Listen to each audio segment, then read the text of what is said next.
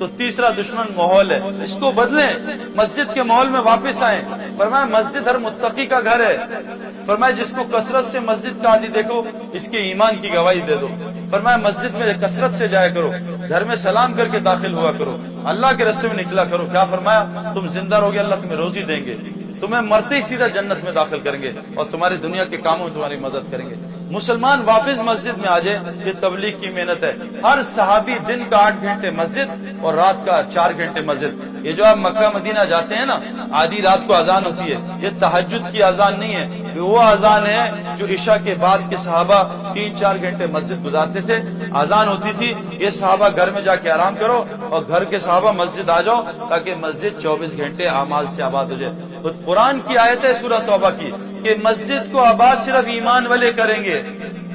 مسجد کو بنائیں گے کون؟ ابو جہل ابو لہب نے بھی مسجد بنائی، جنت میں نہیں گئے۔ ہم انگلینڈ میں ایک مسجد میں گئے، اس یونیورسٹی کی مسجد مشرکین نے بنائی ہے، وہ جنت میں نہیں جائیں گے۔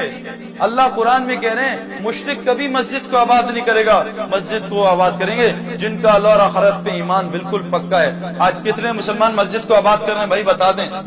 99% کے پاس ٹائم نہیں ہے کہ میں اللہ کا گھر آباد کروں۔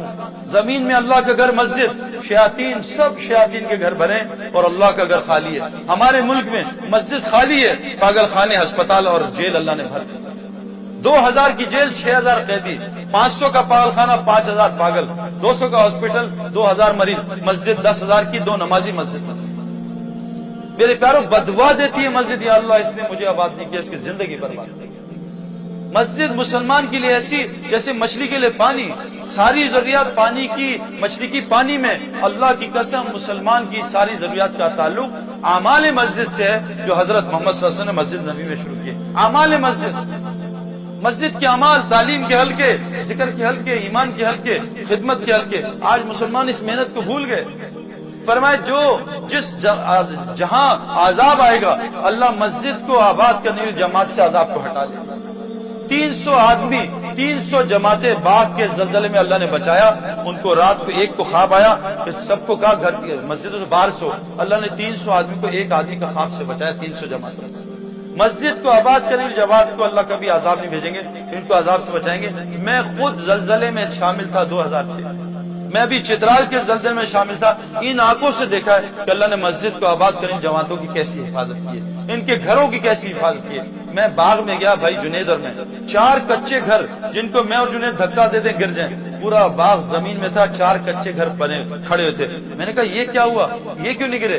کہا اس لیے نہیں گرے کہ ہمیں اللہ کی بات پہ یقین ہے، سفر کی دعا ہے۔ مسلمانوں کو سفر کی دعا نہیں آتی، جس سے پوچھو سبحان اللہ جی سفر لنا، یہ تو سواری کی دعا ہے۔ سفر کی دعا تو بہت زبردست ہے، عرب پڑھتے ہیں، اس میں ایک بیچ میں دعا ہے، اللہم انت الصاحب فی السفر والخلیفۃ فی الارض۔ اے اللہ سفر میں جا رہا ہوں، سفر میرا ساتھی بن جا، اور میری غیر حاضری میں اے اللہ تو میرا خلیفہ میرے گھر میں بن جا۔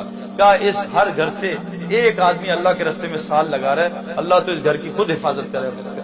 اللہم انت الصاحب السفر خلیفۃ الارض۔ تو میرے پیارو ہم اپنا ماحول بدلیں۔ اور چوتھا ہمارا دشمن کون سا ہے؟ وہ نفس، دنیا، دال سے دنیا کی محبت، شیطان کی دوستی، دعوت چھٹی، میم سے مسجد کا ماحول چھوٹا اور نفس کی عبادت میں آ گئے۔ اللہ قرآن میں کیا کہتے ہیں؟ اس کو نہیں جانتے جس نے اپنے نفس کو رب بنا لیا۔ افرأیت من اتخذ الہ ہوا، اس شخص کو نہیں جانتے جس نے اپنے نفس کو رب بنا لیا۔ میرے پیارو آخری بات بتا رہا ہوں، نفس 5 چیزوں سے بنتا ہے اور روح 5 چیزوں سے بگڑتی ہے۔ یہ بات غور سے سنیے گا، اس کو سائنس پروف کر رہی ہے۔ 5 چیزوں سے نفس بنتا ہے، بگڑتا ہے، وہ بنتا ہے۔ ایک ہے نفس امارہ، یہ تو اسلام میں نہیں ہے، نفس لوامہ، کبھی ادھر خود کا کبھی ادھر خود کا۔ اور ایک ہے نفس مطمئنہ۔ میں نے، وقار یونس نے، شاہد آفریدی نے اور محمد یوسف نے، ایک ہمارے بزرگ ہیں رائیویٹ کے، 87 اس وقت ایج تھی، مزدلفے کی رات میں سب کو سلا دیا۔ میں کہا ان کی بات دیکھنا، وہ اٹھے اور میں نے اس بوڑھے کو 27 سال کی عمر میں، یہ 3 گواہ میرے ساتھیوں سے پوچھ لینا، 1.5 گھنٹے کے 2 نفل پڑھتے دیکھا۔ کوئی پڑھ سکتا ہے 1.5 گھنٹے کے نفل؟ مزدلفے کی رات حج کی سخت سے سخت رات ہوتی ہے، 1.5 گھنٹے کے نفل پڑھ کے بابا جی نے سلام پھیرا۔ اور جب میں ان سے ملنے گیا میں کہا نیند آئی؟ کہا نہیں الحمدللہ اللہ نے مجھے فریش کر دیا، میں سو گیا، نماز سے فریش ہو گئے۔ ہم نماز سے اور ڈھیلے ہوتے ہیں۔ ان کی نماز ان کی آنکھوں کی ٹھنڈک بنی، اور تھکن نماز سے اتارتے ہیں. ہم اپنی تھکن واٹس ایپ سے اتارتے ہیں، ای میل چیک کر کے اور گانے سن کے اور مووی دیکھ کے اور میچ سے اتارتے ہیں. اللہ والے اپنی تھکن کو نماز سے اتارتے ہیں. ان آنکھوں سے دیکھا. یہ تھا نفس مطمئنہ. نفس مطمئنہ کیسے بنے گا؟ روح میں جان کیسے آئے گی؟ میں گیا بھائی عارف کیا ایک گدھے پہ. بھائی عارف نے نشے میں تھے، انہوں نے بھنگ پی تھی، انہوں نے گدھے کو اندر بلایا، مجھے باہر کھڑے رکھا. اب 3 دن ٹھنڈ تھی باہر، -5 ڈگری فahrenheit. اب عارف بھائی نشے میں تھے، انہوں نے گدھے کو پیزا کھلایا، پاستا کھلایا، چپس کھلائے اور سیلڈ اور مالش والش کروائی. اب 3 دن بعد ان کے آنکھ کھلی، انہوں نے کہا یہ غلطی ہو گئی، سعید انور باہر کھڑا، گدھا اندر. اب انہوں نے کہا یا اللہ معاف کر. باہر گئے تو 72 گھنٹے گزرے، سعید انور نیچے پڑا تھا. انہوں نے اٹھایا، بھائی سعید بھائی غلطی ہو گئی، بھائی میں تو مر گیا ہوں، یہ چھرے لائے مارے، میں کہاں سے میں تمہارے.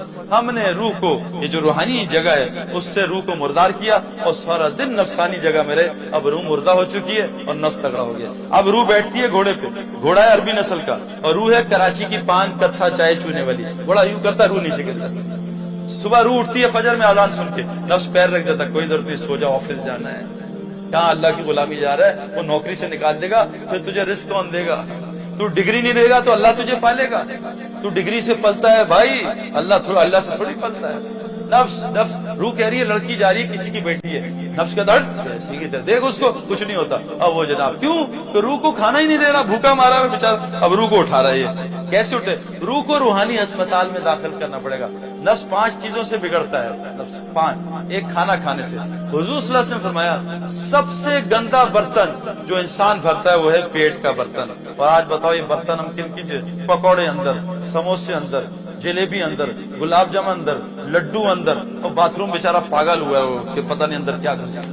ایک کھانے کے لیے، یہ پیٹ ایک کھانے کے لیے بنا ہے. ایک زمانے میں ہوتا تھا ایک باتھ روم گھر کے باہر، اب اٹیچ باتھ روم ہر کمرے میں. اور حج عمرے پہ جائیں اٹیک باتھ روم، 100 آدمی اٹیک کرے. یہ کھانوں، ورنہ میرے پیارو صحابہ کو 3 دن میں ایک دفعہ باتھ روم جانے کی ضرورت نہیں پڑتی تھی. حضور صلی اللہ علیہ وسلم نے 5 دفعہ کھانا کھایا، 3 دفعہ. کون بتائے گا بچہ؟ آپ نے 3 دفعہ کھایا، 5 دفعہ دن میں. بتاؤ بھائی، 1 دفعہ کھانا کھایا. یہ ہم سنت کی اتباع کر رہے ہیں. قرآن کہہ رہا ہے فتبعونی، نبی کی اتباع کرو. میں ایک آدمی کو جانتا ہوں جو یہودی تھا، امریکن وائٹ، بلینر کا بیٹا، میرا دوست ہے، کراچی میں رہتا ہے، عالم ہے، مدرسے میں پڑھاتا ہے. دن میں 1 دفعہ کھانا کھاتا ہے. کہا میں نے جو سب سے اچھی چیز کی، اپنے پیٹ کو ایک کھانے کی عادت ڈال دی. ایک پیٹ جو ہے نا اس کو 10 کی عادت ڈال دو گی آہستہ آہستہ. یہ نیند اور بھوک ایسی ہے، اس کو 15 گھنٹے دے دو، 15 گھنٹے میں لوگوں کی نیند پوری. جی مجھے ابھی اور نیند آ رہی ہے. لوگ سو کے تھک جاتے ہیں کہ جی تھک گیا ہوں پھر سو رہا ہوں. نیند اور بھوک ہم نے آہستہ آہستہ ریسٹورینٹ میں، پہلے مسلمان گھر میں کھاتے تھے، گند باہر نکالتے تھے. اب باہر کھاتے ہیں، سارا گند گھر میں آ کے نکالتے ہیں. سارا کچھ الٹا ہو گیا. میرے پیارو کھانے کو سادہ کریں.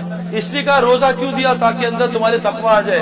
روزے سے تقوی آتا ہے، ہم کھانے سے تقوی لانا چاہ رہے ہیں. صحابہ نے قرآن بھوک میں سیکھا، ہم ڈکار مار کے سیکھنا چاہ رہے ہیں. صحابہ فاقوں میں گر جاتے تھے، ہم بھرے پیٹ میں تراویح میں گرتے، چکر آتے.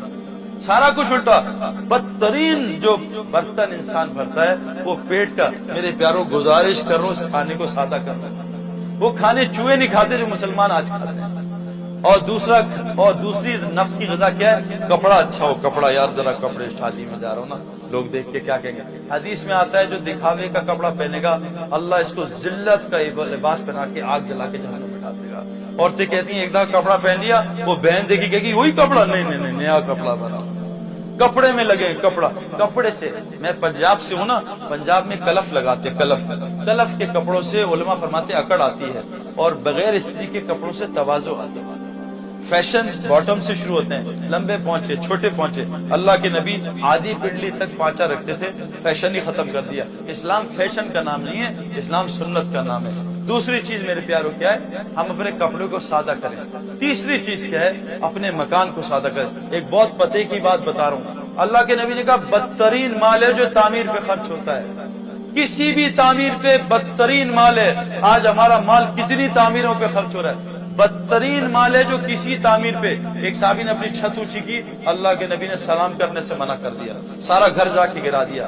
بدترین مال ہے جو تعمیر پہ. آج تعلیم پہ مال خرچ نہیں ہو رہا، سارا مال تعمیر پہ خرچ ہو رہا ہے. حضور صلی اللہ علیہ وسلم کی مسجد میں کب لائٹ آئی تھی بھائی؟ کون بتائے گا؟ حضور صلی اللہ علیہ وسلم نے کب تک سجدہ کیا کیچڑ میں؟ 9ویں ہجری تک آپ نے کیچڑ میں سجدہ کیا. ہم جاتے ہیں پہلا ہی سجدہ بہترین کارپیٹ پہ ہو، ایران کے کارپیٹ. हुजूर सल्लल्लाहु अलैहि वसल्लम की मस्जिद में लाइट कब आई? 9वीं हिजरी में हजरत तमीम दारी रहता लाइट लाए। अल्लाह के नबी कहा मैं इतना खुश हूँ, मेरी बेटी होती तेरे निकाह में डाल देता। मस्जिद में अंधेरा था, पूरा मदीना ईमान के नूर से रोशन हो चुका। बदतरीन माल है जो तामीर पे खर्च हो, किसी किस्म की तामीर। आज मुसलमान बहुत धोखे में मेरे प्यारों। चौथी चीज, शादी को सादा करें। एक ही तो शादी है। अभी मेरे कितने दोस्त मुझे कहते हैं यार ये तारिक जमील साहब हर साल हज पे जाते हैं, ये मौलवी मुदस्सर हर साल हज पे जाते हैं। वही मेरे दोस्त, कितने दोस्त हैं जो अपनी भांजी की शादी पे जा रहे हैं 20 लाख रुपए खर्च करके। अल्लाह के घर जाने में इनको कोफ्त है, भांजी की शादी में मजा आता जाके। और आपको पता है शादी क्या है? हुजूर सल्लल्लाहु अलैहि वसल्लम के रिश्तेदार अब्दुर्रहमान बिन औफ, आप सुबह मस्जिद में आए लाल रंग का, अब्दुर्रहमान ये क्या है? या रसूलल्लाह रात को मैंने शादी कर ली। का अब्दुर्रहमान तुझे मुबारक हो, 10 घर छोड़ के हैं, बुलाया नहीं, अल्लाह के नबी नाराज हुए। एक साहबी हज़रत सलमान अबू दरदा, ये लड़की बड़ी अच्छी खानदान की है, सुना बहुत खूबसूरत है, भाई मेरी जरा इससे बात करा रिश्ते की। कभी जाता हूँ, माँ बाप को सुना है सलमान ऐसा सलमान ऐसा सुना। जब माँ बाप ने उनका बात सुन, सलमान को छोड़, तूने शादी करनी तेरी कर लेते हैं। अच्छा लड़की दिखा देगी तो फौरन कर दो। अपना निकाह खुद ही पढ़ा लिया। अब बाहर गए ऐसे डरे डरे, तो कहा क्या हुआ, निकाह कहाँ हो गया? कहा भाई माफ करना, तेरे से नहीं मुझसे हो गया। अच्छा स्टोरी बताई। कहा मुबारक हो, ये तेरे नसीब की थी, मेरी नहीं थी, अल्लाह तुझे माफ कर।